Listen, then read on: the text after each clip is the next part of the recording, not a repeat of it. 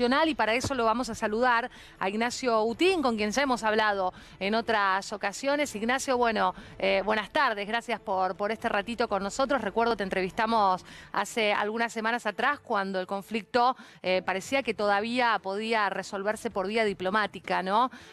Bueno, ¿cuál es tu mirada a esta hora, si todavía queda alguna luz para ese camino de resolución o ya es demasiado tarde? Zelensky dijo que va a ir a Bielorrusia, pero que recién lo va a hacer el lunes. ¿Qué implicancias puede tener esto? Buenas tardes, antes que nada, gracias por la invitación. Yo creo que aún hay posibilidades de diálogo, más allá de que las vías parecen quebradas, las relaciones parecen quebradas. Rusia está atacando desde hace 4 días, no solo la capital, no solo Kiev, sino muchas ciudades grandes de Ucrania. Kharkiv, por ejemplo, la segunda ciudad, Sí. Odessa, hubo ataques en Mariupol, la ciudad más grande del Donbass, del oriente ucraniano, de esta zona en guerra, esta zona donde están las 2 repúblicas que Rusia reconoció como países independientes esta semana. En Mariupol es la ciudad más grande no controlada por estas repúblicas autoproclamadas. Ahí también hay enfrentamientos. ¿Qué es lo que pasa con el encuentro entre representantes de Ucrania y representantes de Rusia? Sí. Exactamente en la frontera entre Bielorrusia y Ucrania, muy cerca de la frontera con Chernóbil. Perdón, de la zona de Chernóbil, de la planta nuclear de Chernóbil. Este encuentro se anunció para hoy, aún no hay ningún tipo de información oficial. Bielorrusia garantizó la seguridad tanto de los rusos como de los ucranianos que viajen para reunirse allí. Ahora, el presidente Volodymyr Zelensky, el presidente ucraniano, dijo que no ve ningún tipo de solución, no ve ningún tipo de resolución, cree que esta reunión no va a significar nada importante, al menos, pero que va a ir de todas formas. Ajá. Y en ese sentido me parece muy importante recordar las palabras del presidente ruso, de Vladimir Putin, el viernes pasado. Dijo abiertamente, sin ningún tipo de mensaje entre líneas ni nada parecido, dijo explícitamente, llamó a las Fuerzas Armadas de Ucrania a tomar el poder. Es verdad. Llamó explícitamente a un golpe de Estado y esto lo hizo porque no ve a Zelensky, al presidente ucraniano, como un interlocutor válido. No le interesa como interlocutor, cree que es una persona con la que no puede dialogar. Y si llama a las Fuerzas Armadas de Ucrania a hacer un golpe de Estado, es porque ya tiene algún tipo de contacto con esas Fuerzas Armadas. Ahí hay un doble mensaje, entonces, Ignacio, ambiguo. Digo, ¿con qué Putin nos quedamos? ¿Con el que dice que se sienta a dialogar en Bielorrusia con Zelensky, con ese? ¿O con el que está llamando al propio ejército ucraniano a perpetrar este golpe de Estado? Es el mismo Putin. Es el que quiere dialogar, el que quiere llegar a algún tipo de acuerdo, pero que no va a ceder absolutamente nada. Quiere que Ucrania ceda, que en principio el gobierno de Zelensky caiga, que Zelensky abandone la presidencia y que asuma el poder un gobierno lo más prorruso posible. Claro. El problema es que el único partido, llamémosle para simplificar las cosas, prorruso que hay en el país de Ucrania quiero decir, se llama partido opositor Plataforma por la Vida. Y el líder de este partido, Medvedchuk, está preso desde el año pasado, aunque sea miembro del Parlamento, está en prisión domiciliaria. O sea, no hay candidatos, llamémosle, prorrusos. Por Claro. eso Putin habla de un golpe de Estado, porque no ve a nadie más con quien dialogar. En este sentido, digo, si Rusia consiguiera el objetivo de voltear a Zelensky, para decirlo en términos llanos y que todos nos comprendan, ¿allí se terminaría la avanzada sobre Ucrania? No me parece, porque el objetivo de Putin, en principio, respecto a Ucrania y solamente Ucrania, es que Ucrania garantice que no se va a incorporar a la OTAN. Eso significa que Ucrania tendría que hacer un cambio constitucional, tiene que cambiar su constitución. Ahora, Ignacio, eso. perdón que te interrumpa, Sí. pero para hacer un punto ahí, ¿no? Porque estuvimos todo el mes de enero muchos diciendo, bueno, Rusia lo que no quiere es que Ucrania se incorpore en la OTAN porque, bueno, ve vulnerada su propia seguridad, pierde el control de lo que es la frontera y queda, bueno, a merced de cualquier ataque de Occidente. Pero lo que está demostrando la OTAN es que no le hizo ningún lugar a Ucrania, que lo ha dejado solo. Zelensky mismo diciendo, nadie vino a poner el cuerpo aquí a Ucrania, al menos a esta hora. Digo, entonces, ¿esa amenaza era tan real? No, Ucrania no tiene ninguna chance de incorporarse a la OTAN. Esto lo sabemos todos y lo dijo abiertamente Olaf Scholz, el canciller alemán. Por eso. Ucrania no se puede incorporar a la OTAN porque no cumple con los requisitos formales, no controla la totalidad de su territorio y además es de los países más pobres de Europa, tiene índices altísimos de corrupción, está en guerra desde hace casi 8 años y es un país altamente dependiente, con lo cual no se puede incorporar a la OTAN. Ahora, ¿por qué importa esto? Sí. Porque Ucrania es una excusa.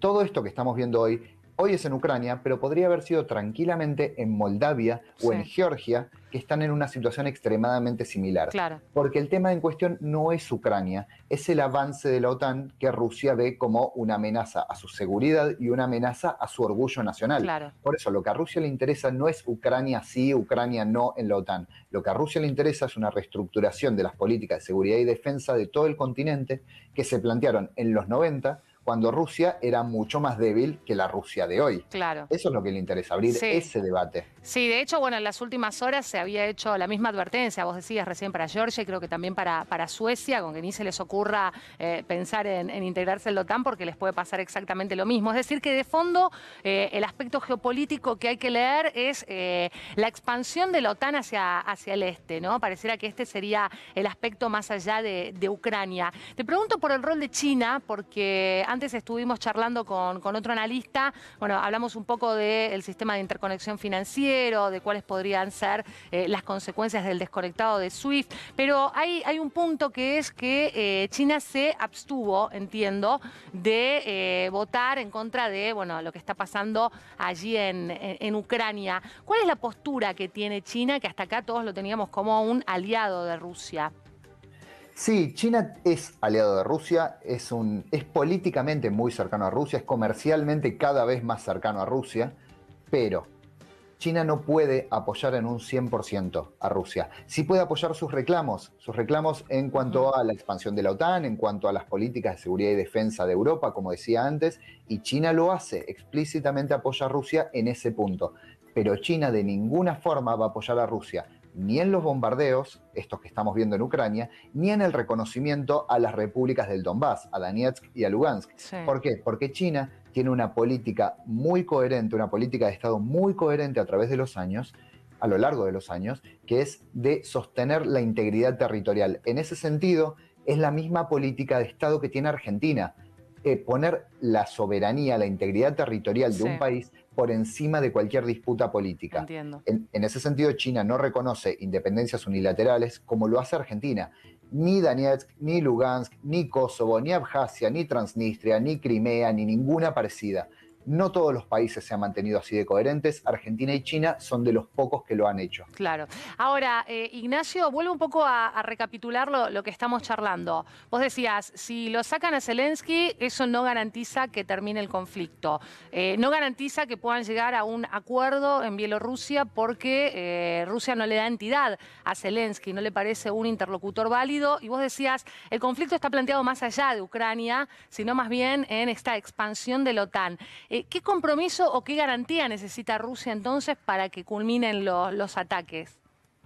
En principio yo creo que la caída de Zelensky, el reemplazo de Zelensky por ya sea un gobierno militar, al menos por un tiempo, o bien otro presidente completamente distinto que esté más abierto a dialogar con Rusia y que esté dispuesto a una cercanía con Rusia que Zelensky no tiene y que el presidente anterior, Petro Poroshenko, tampoco tenía. Rusia en este momento me parece que a lo que aspira es un cambio de gobierno que le permita negociar lo que a Rusia le interesa negociar. Pero hay un problema muy grande. Zelensky, la popularidad de Zelensky estalló. En este momento la popularidad de Zelensky está en cerca del 91%. Claro. Porque claro, es un líder que se quedó en Ucrania, que está vestido de militar, que toma las armas y que sale en redes sociales diciendo estoy en Kiev con las armas dispuesto a defender a mi país. Por supuesto que va a tener mucho apoyo, por supuesto que va a aumentar su popularidad en este escenario. Claro. Entonces va a ser muy difícil bajarlo. Claro.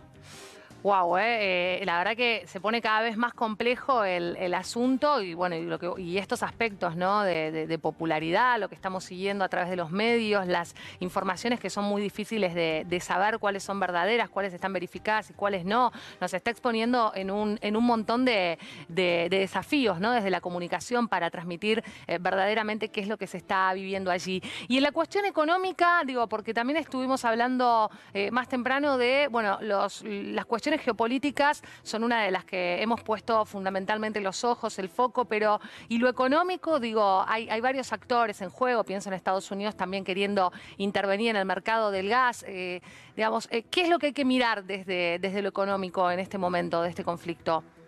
A mí me parece que lo más interesante en este momento es ver qué tipo de empresas, qué tipo de sectores comerciales son excluidos de las sanciones. Ujú. Sí, Occidente ha anunciado un montón de sanciones, muchísimas sanciones sobre el sistema financiero, sobre el comercio ruso, sobre distintas empresas, sobre distintos individuos rusos, pero hay algunos puntos que han quedado excluidos. Ujú. Por ejemplo, el gas, todo lo que tiene que ver con explotación de hidrocarburos, no tiene sanciones, o al menos no tiene sanciones tan importantes. Porque claro, hay muchas empresas occidentales que tienen inversiones muy Claro. importantes en cuanto a explotación de hidrocarburos. Nadie quiere pasar el invierno crudo, ¿no? Pero Con por Rusia de supuesto, enemigo. y nadie quiere perder un negocio muy Sí, importante. Estoy hablando de grandes empresas como Chevron, como Exxon, como Shell, empresas enormes que tienen muchas inversiones, tienen mucho dinero en juego en Rusia y obviamente no lo van a perder, claro. porque no es un kiosquito, son empresas enormes, son algunas de las empresas más grandes del mundo, no van a permitir perder ese dinero. Entonces creo que las sanciones no van a llegar nunca a Mm. la explotación de hidrocarburos en Rusia ni a la exportación de hidrocarburos. En principio porque la Unión Europea lo necesita, ahora por lo menos, más allá de lo que pase con este famoso gasoducto, el Nord Stream 2, que por ahora está paralizado. Pero creo que más temprano que tarde Olaf Scholz va a dar vuelta y va a decir lo que decía Merkel, lo que decía Angela Merkel, la ex canciller. Alemania necesita este gasoducto y necesita recibir más gas y más barato. En algún momento se va a terminar y en algún momento se va a utilizar. No queda otra. Claro. Pongamos la excusa que Sí, quieran, te pero Alemania hago lo necesita. tal cual. Ignacio, para cerrar una muy cortita que te quería preguntar es ¿qué salida le queda a Zelensky, ¿no? Porque digo, o se lo carga Rusia o se lo cargan los propios ucranianos al sentirse abandonados. Imagino si él diera un paso al costado. ¿Qué le queda? Es una excelente pregunta, porque sí, él está con un nivel muy alto de popularidad, está mostrándose como el líder que se queda, el capitán del Titanic que se hunde con el barco en el peor de los casos, está como liderando la resistencia. Pero eso es para las cámaras, eso es Claro. para las redes sociales, eso no es en verdad. Él no va a ir a atacar un tanque ruso, No, no se claro. va a parar delante de un tanque ruso. Y es un hombre que no tiene ningún tipo de experiencia política, que antes de ser presidente había sido actor, había sido conductor de televisión, había estado en el equivalente europeo a Bailando por un Sueño, en Claro. Bailando con las Estrellas, Sí, y nunca tuvo experiencia política antes de esto, nunca claro. fue miembro del Parlamento, gobernador, nada Sí. parecido. Esta situación claramente lo sobrepasa. Bueno, Ignacio, Es ahí tenemos las consecuencias de los outsiders, ¿no? Cuando llegan a la política, los desmadres pueden ser muy complejos. Tenemos que despedirte, ahora sí. Gracias por todos estos puntos que nos aclaraste. Un abrazo, que estés muy bien. un placer, hasta luego.